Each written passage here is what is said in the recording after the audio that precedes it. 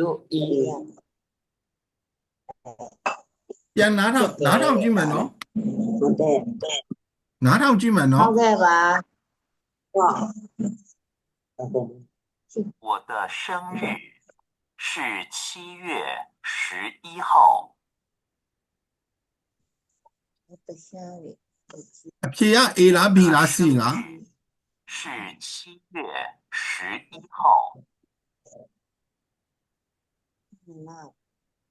ဘာလဲ ထားပါ ပြီးလား ရှုံးလိုက်ဦးဝေးရှုံးလိုက်ဦး စီ ရှုံးလိုက်ဦး တရှားလေးပြန်မွေးနေရခုနကပိုင်း17ရက် မလာပိုင်း17ရက် ရှုံးလိုက်ဦး လက်စာပြန်ကြည့်စာမတွေ့သေးပြန်ပြ 17ရက် ရှုံးလိုက်ဦး စီ ABC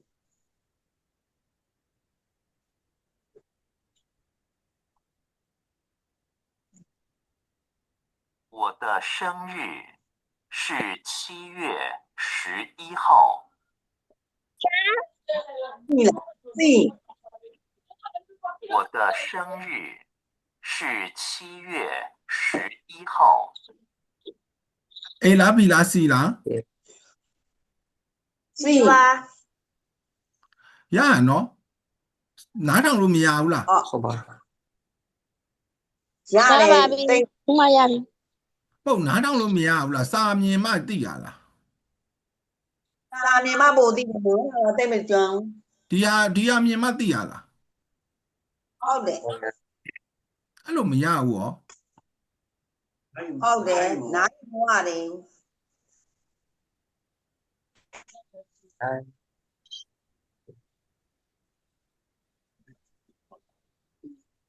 ပြောတယ်လားပြောတယ်လို့ကြည့်ပြောတယ်လို့ရှိရင် ခဏလေးနော်နှစ်ခါနားထောင်မယ်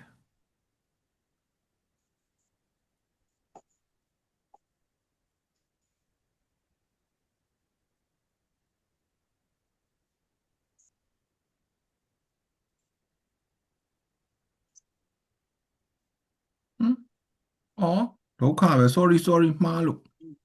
အချိန်မရှိပါဘူးဆိုမှမှားလို့ခဏလေးဒီဥစ္စာ PDF ကြီး MP3 ဖွင့်ရမှာ 这里有3杯水。 ကြည့်လို့ကြည့် 这里有3杯水。 အဖြေ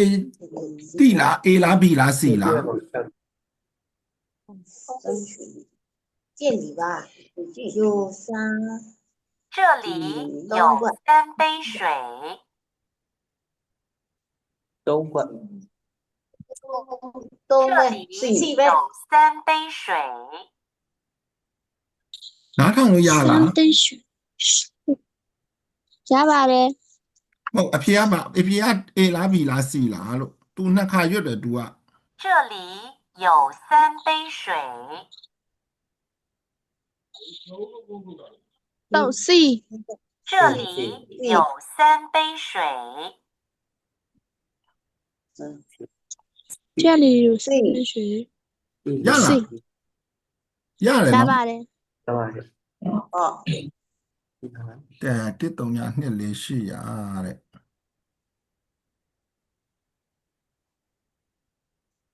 我有1块钱。 မော်ရီ 我有1块钱。 စီ နော် 一块ဆိုတစ်ချက်တည်း ဒီခွိုက်ချန် 一块 စီ 我有1块钱。 ပတ်စံ 我有1块钱。 อีควายချမ်းဆိုတာ ပတ်စံတစ် တစ်ချက်နော် ချက် ခွိုက်က ပတ်စံတစ်ချက် ပြက်အဲ့ ဖိုက်တာချက် C နော် စီလားဟုတ်ပါတယ် ကဲတရားနားထောင်ကြည့်အောင်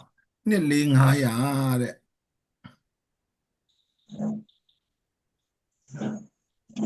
这一双鞋子太小了，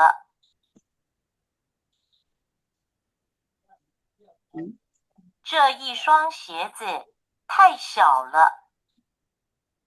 A လား B လား C လား C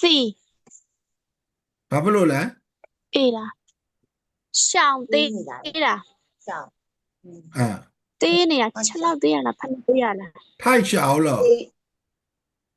太小了， ခြေတော့သေးရလို့ဘယ်သူမှမပြောဘူးဘယ်လိုလဲခြေတော့သေးရလို့ပြောမလဲဒုက္ခပဲဘယ်သူကခြေတော့သေးရလို့ပြောမလဲဖဏသေးရပဲပြောကြတာလေ 哦，这一双鞋子太小了。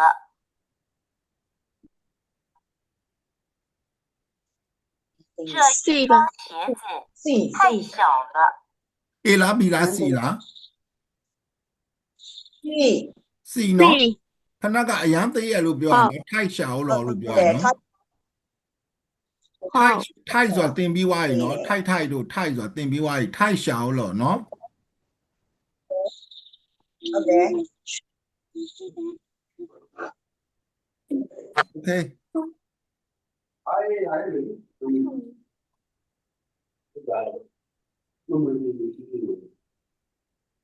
他开车去学校。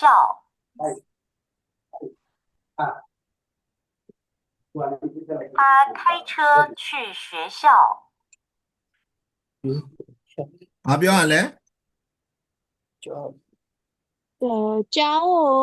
干那个，三四，去学校，去也多他了，开车去学校。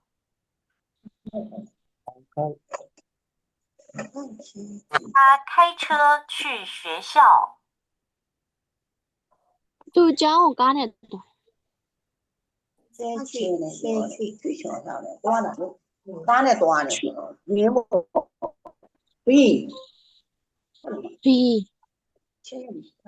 B， အာစီတော့ရင်ကားမောင်းသွားလား 哪西多了？ တော့ အာစီတော့ဆို C ဖြစ်ရမှာလေ ကားစီးသွားဆိုစီကားမောင်းတော့မပြီး 他妈那是 B，他开车去学校。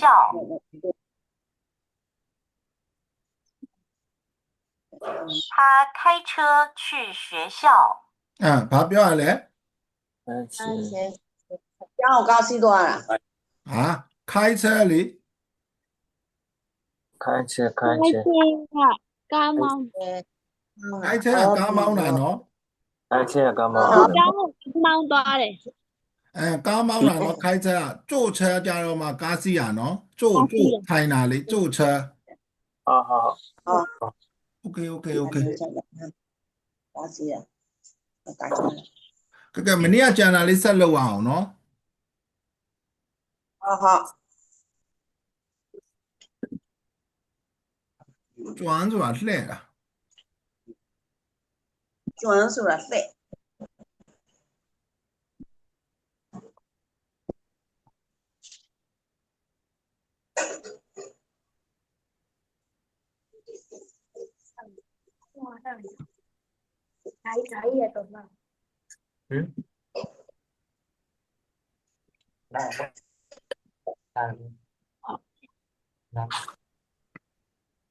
ကျွမ်း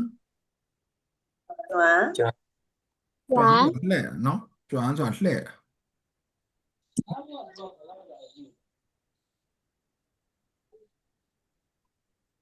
玩，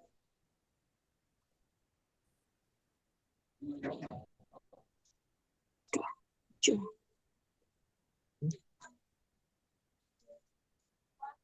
ကျွမ်း車ဆိုရင် 专车，干累了， ကားလှဲ့တာကျွမ်း車ဆိုတာကားပြောင်းစီးတာ 搞哦， နော် 转 စူးလေးအထိစီးသွားလိုက်စူးလေးမှာ43ပြောင်းစီးလိုက်လို့ပြောတာနော်ကျွမ်း車 专车，专车，专水， ကျွမ်းရွှဲ တန်းစီ 专水， ကျွမ်းရွှဲ 张标的，转张标， ကျောင်းပြောင်းသည် 张标转转口水啊对， နော်ပြောင်းဒီ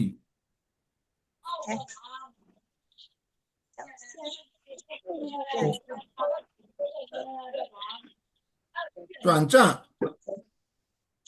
转账，声音标了，转账你转账给我你转账给我转账你拿我声音标呗， အေးကဟို mobile banking ကနေလွှဲလိုက်လို့ပြောချင်တာနော် 好好，哦，转账给我，转账给我ဆိုတာ စရင်းပြောင်းပေးပါလို့ပြောတာနော်转账给我ဆိုတာလေ 哦， လွှဲပေးပါလို့ပြောတာနော် 嗯， ရမယ်နော်转账လို့ပြောတာနော်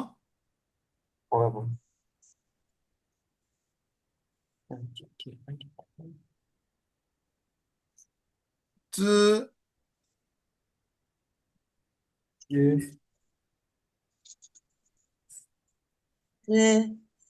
资知下面类有的 z i မယ်资知知知ပိုင်ဆိုင်မှုတဲ့资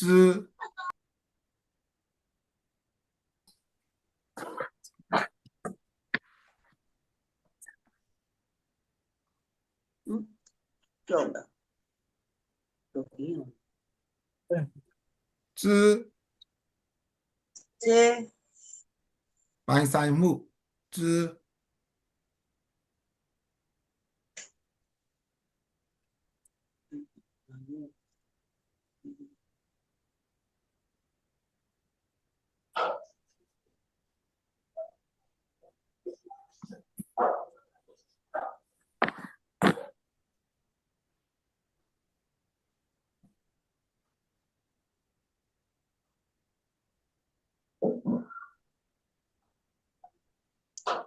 资金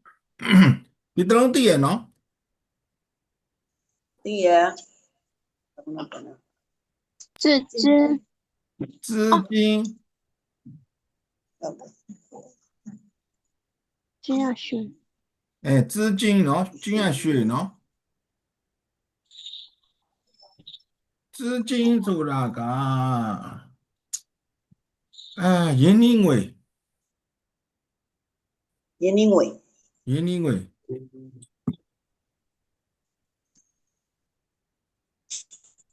ရင်းနှီးပေ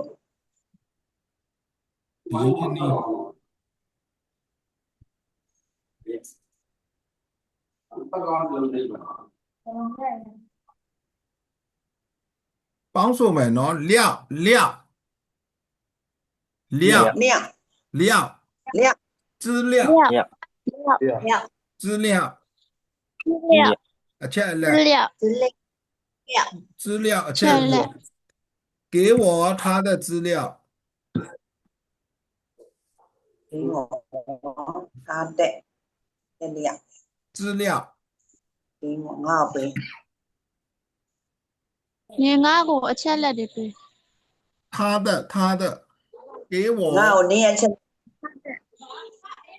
他的我都也你也签了签了呗，的，都也签了的呗，对呀， ငါ့ကိုသူ့ရဲ့အချက်အလက်တွေ 对 ပေးပါ 对，资格资格资格啊，资格အရေးချင်း也签，也签，你没有资格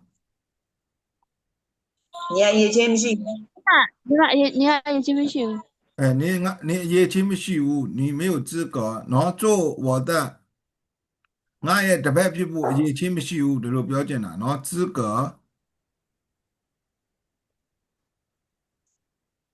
资讯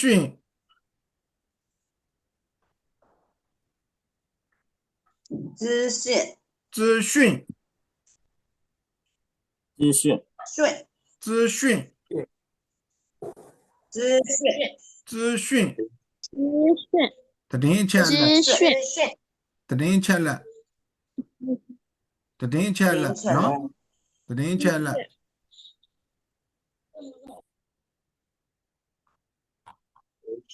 ရမယ်နော်ဒီကျင်းကတော့200နဲ့ကိုကျင်းကတော့တင်ထားပြီးသားတိတာတော့တိနေလိမ့်မယ်200နဲ့ကိုကျင်း 金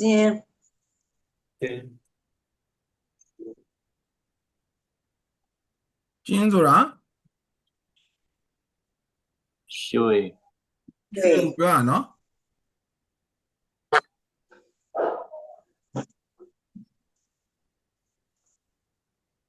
ကျင်းရွှေနော် 金 ဝမ်းဆိုတာ 玄学学你就别讲再金 ဝမ်းဆိုတာ 王 ဝမ်းဆိုတာ 木呀， မဟုတ်ဝမ်းဆိုတာအဝါရောင်ဝမ်းကျင်းလို့ပဲခေါ်တယ်နော် 哇呀， ဝမ်းဆိုတာအဝါရောင်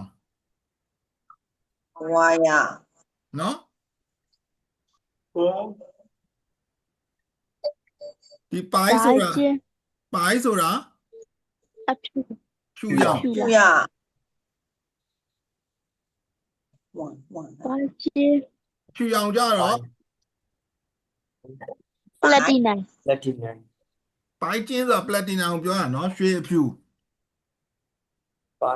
嗯 ဟိုရိုးရိုးကျွန် 是 တော်တို့ 属于 ရိုးရိုးမြင်နေကြရွှေကိုကြသူတို့ကဝမ်းကျင်းလို့ခေါ်တယ်နော်အဝါရောင်မို့လို့ဝမ်းကျင်း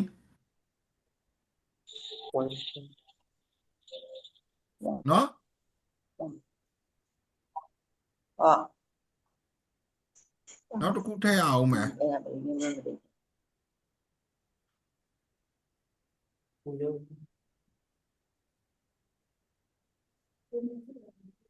ဖတ်တတ်လား 没有没 အဲ့ဒါဖတ်တတ်မလား 咱们对 ဒီဟာ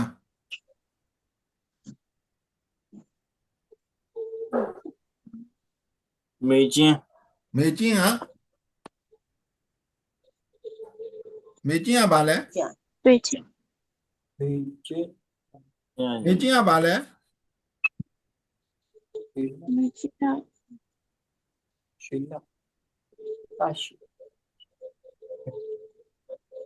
，very good，做了，哦我哦美，果然呢，美国，没见， မေကိုကအမေရိကန်နိုင်ငံနော် 美国那个，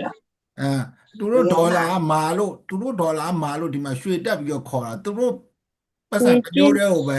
ရွှေတက်ပြီးတော့ခေါ်တာမေကျင်းဆိုတာလေအမေရိကန်ဒေါ်လာဆိုပြီးတော့အခြားဘယ်ပတ်စံဟိုမှရွှေတက်ပြီးမခေါ်ဘူး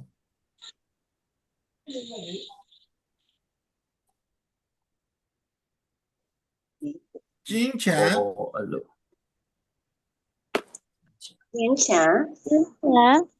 ရွှေငွေ 认为 နော် 对我的金融， ကျင်းလော်မဟုတ်ဘူးနော် 值 ဒီဥစ္စာကိုကျလို့ဖတ်တယ်နော် 哦金知 ကျင်း子知真金子知 ဇက်အိုင်မဲတဲ့ဖြာမလိမ့်ဘူးတဲ့ 子知 ကျင်း子 知 ကျင်း子ဆိုတာကခုနပြောတယ်လို့ပဲရွှေတုံးကိုပြောတာ 哦水头 နော်ကျင်း子水头它有很多环境လို့它有很多金子လို့တူတူပဲ金子ဆိုတာရွှေတုံးကိုပြောတာဒီဥစ္စာလော်မဟုတ်ဘူးနော်哦，这 ဒီလောအလဲကတစ်ဖြတ်မပါဘူးเนาะ 哦， เนาะဒီနောက်ကလောเนาะပြီဆိုတဲ့အဓိပ္ပာယ်နဲ့ပြောတာเนาะမှားမယ်เนาะ金库金库睡袋裤，睡裤袋，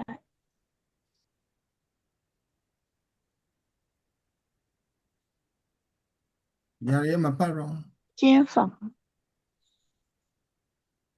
金色，金色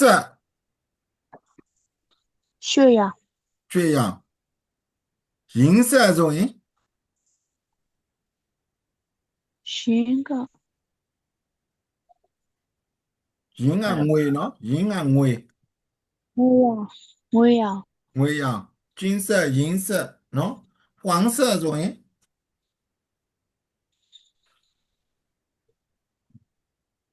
黄色的血呀，黄色အဝါရောင် 我呀，我呀哇，黄色အဝါရောင်เนาะ白色ဆိုရင် 飘呀， ဖြူရောင်เนาะโอเค 哦， ဒီဟာလေးမမှတ်ပါနဲ့တော့မိုးက金银ဆိုတာအမှတ်银ဆိုတာမှတ်ထားတာเนาะ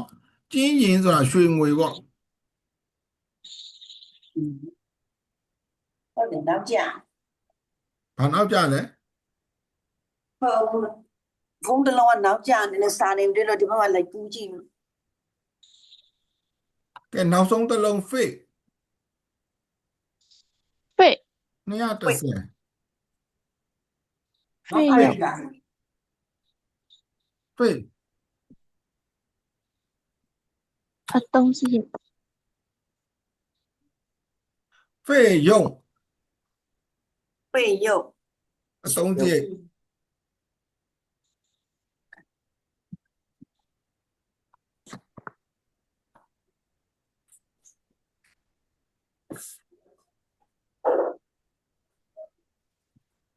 fake အသုံးစရိတ်เนาะ fake 费 ဘယ်စားရွေးရမလဲ 哪里家？ နှစ်ပိုင်းရှိတယ်အပေါ်တစ်ပိုင်းနဲ့အောက်တစ်ပိုင်းเนาะအပေါ်တစ်ပိုင်းနဲ့အောက်တစ်ပိုင်း ဟုတ် အဲ့ဒါလေးကနည်းနည်းပြပြလေးရေးမှရမယ်မဟုတ်ရင်အရှိကြီးဖြစ်သွားလိမ့်မယ်နည်းနည်းပြပြလေးရေးမှပြပြလေးရေးမှ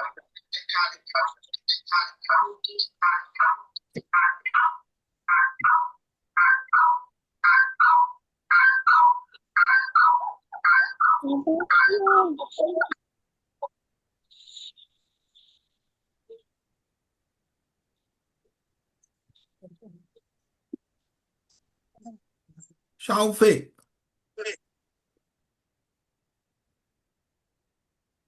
东这里，消费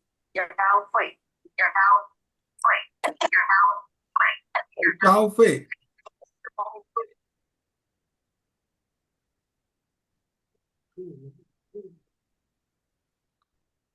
消费 ဒီတစ်လုံးကိုပဲတေချာမှတ်ရတယ်เนาะ费用ဆိုတာလေ费用多少ဆိုတာ ဟုတ် 东西不了， သုံး သုံး စိ စိ တ် တ်ဘယ်လောက်လဲဒီ花费ဆိုတာလေအသုံးစရိတ်ပဲ ဝါဖိ ဒီပွားဆိုတာသုံးဆွဲသည်လို့ပြောတာเนาะမှတ်မိသေးလား ဟုတ်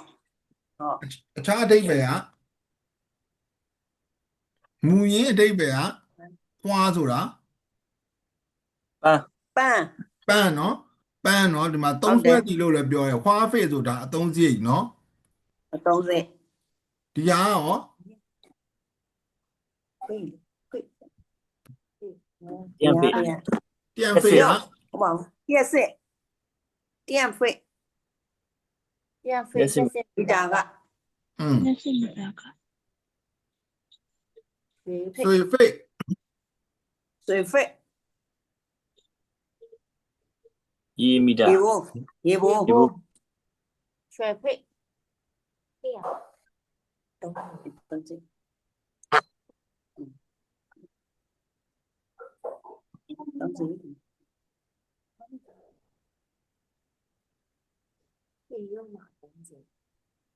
水电费，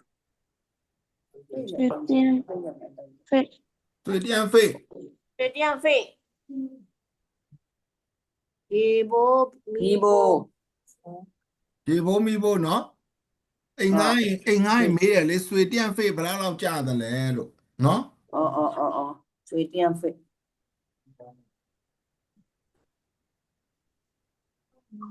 学费学费，张波，哦不，张那简单交那个，学费多少交那个不啦呗，不老嘞，သင်တန်းကဘယ်လောက်လဲနော်费力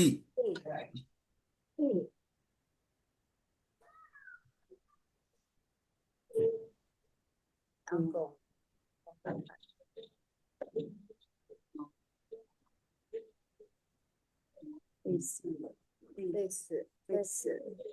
费力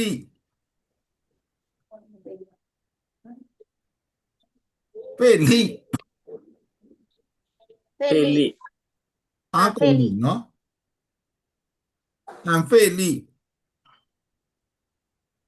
多阿狗，多阿塞呀， နော်ဒီဟာက费时，费时，费时费时时时，သိပြီနော်ဒီ时好，အဓိပ္ပာယ်လဲ 钱，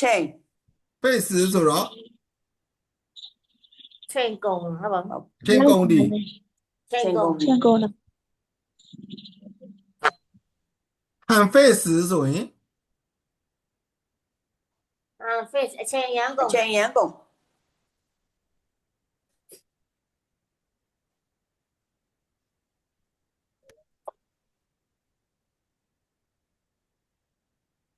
ချိန်ရမ်းကုန်တယ်အချိန်တော်ပေးရတယ်နော် 浪费，浪费，浪费，လန့်费吧，လန့်ဆိုတာကအဲ့လန့်ကဘာလဲလို့မေးလန့်ကတော့လေရေထိုင်းလေးတွေ哦，ဒါပေမဲ့လန့်费ဆိုတာက那哈大片， နော်လန့်费ဆိုတာ 兄弟，兄弟，不要浪费不要浪费ဆိုတာ 兄弟呢，兄弟呢？နော်不要浪费水爷们谁兄弟呢，不要浪费电谁么兄弟呢？电电，第二个，第二个，列式哦，烈士，米，烈士么兄弟呢，ရမယ်နော် 好，好，အဲ့ဒါ10ခုကအခု80လောက်ဖြစ်နေဒါတော့မှဖြတ်လိုက်တာတွေကများ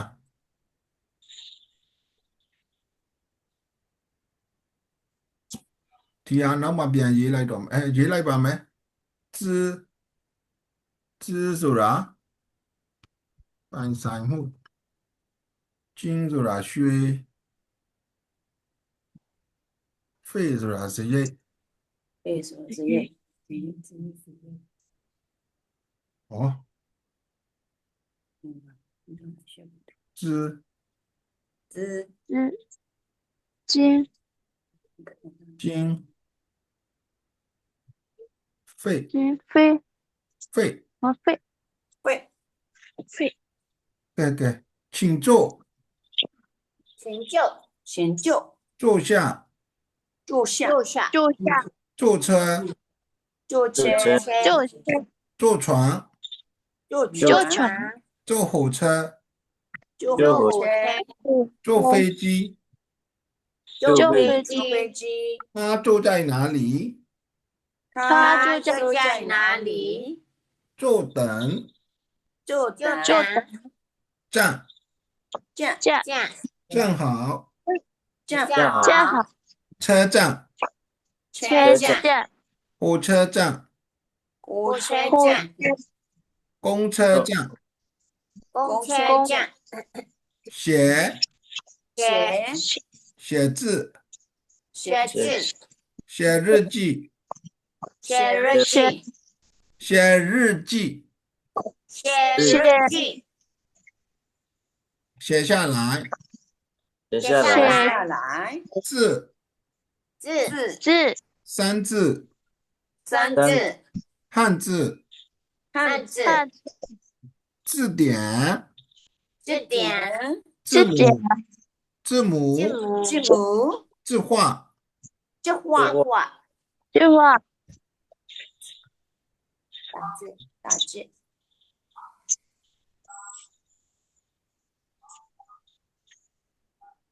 你会你会画，会画你会你会画画吗你会会画画画吗你စလုံးမကြည့်ရတတ်လား စလုံးမကြည့်မဟုတ်ဒါပကြီးပဲ ပကြီးပဲ နင်းပေါ် 不记得 အောင်ဆွဲတတ်လား ဒီ画ဆိုတာကဒီအရှိက画ဆိုတာကကရိယာနော်ဆွဲတာကိုပုံဆွဲတာကိုပြောဒီနောက်က画ဆိုတာကနန်းပကြီးကိုပြောတာပုံကိုပြောတာအရှိကကရိယာဒါဆွဲတာကိုပြောတာနော်你会画吗နော် ဩ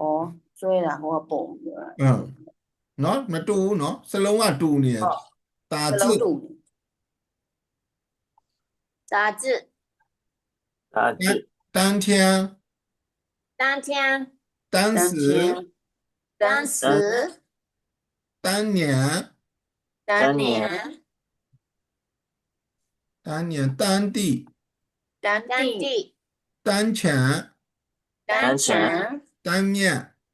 当面当初当初当家当家当心当心当然当然စလုံးထပ်ထည့်အောင်မယ်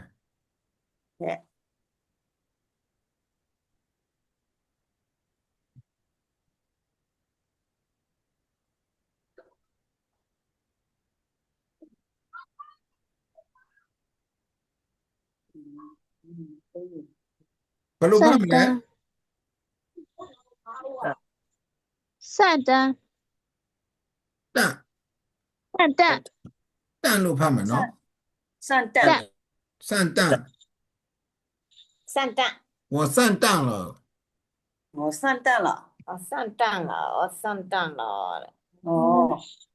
ငါလိန်ခံလိုက်ရတယ် 哦 ငါလိန်ခံလိုက်ရတယ် ဟုတ်တယ်နော် 我上当了，我上当我了，上蛋了啊，大尾巴，我来看，我上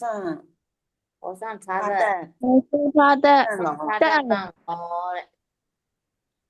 ငါတူလိန်နာခံလိုက်ရ 看来呀 ဟုတ်တယ်နော်ငါ 哦 လိန်နာ 都累呢 ခံလိုက်ရပြီ 他散我的蛋了ဆိုရင် 当上 သူငါလိန်နာခံလိုက်ရပြီ သူငါလိန်နာခံလိုက်ရပြီနော် 就我来那个， 他向我的蛋当然然后然后，然后然后然后，然后နောက်တော့အဲ့ဒါတွေကမဖတ်နဲ့နော်ဒီဆွေးရန် 虽然虽然 ဆွေးရန်တော့ဖတ်မယ်နော်ဆွေးရန်ဖတ်မယ်ဒီအရာတွေကအရင်မြင်တယ်ဒီမှာရှန်ရန်တို့ကုရန်တို့ဗမာပြည်မှာတရားဝမတက်ဘူးထားလိုက်တော့ကိုရန်လည်းမဖတ်နဲ့တော့ထိုင်လန်တို့ဘာမဖတ်နဲ့တော့转车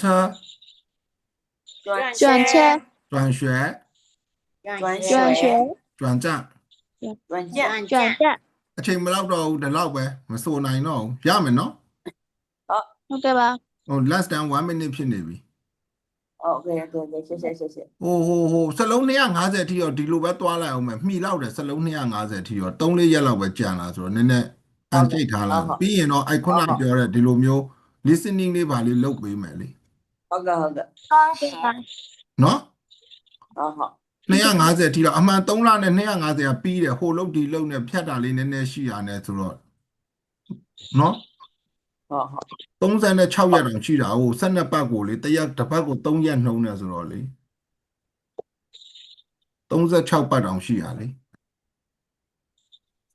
ဆိုတော့အခုဒီမှာက200နဲ့210ရောက်နေပြီနော် ဟုတ် 40လောက်တော့လိုသေးရဲ့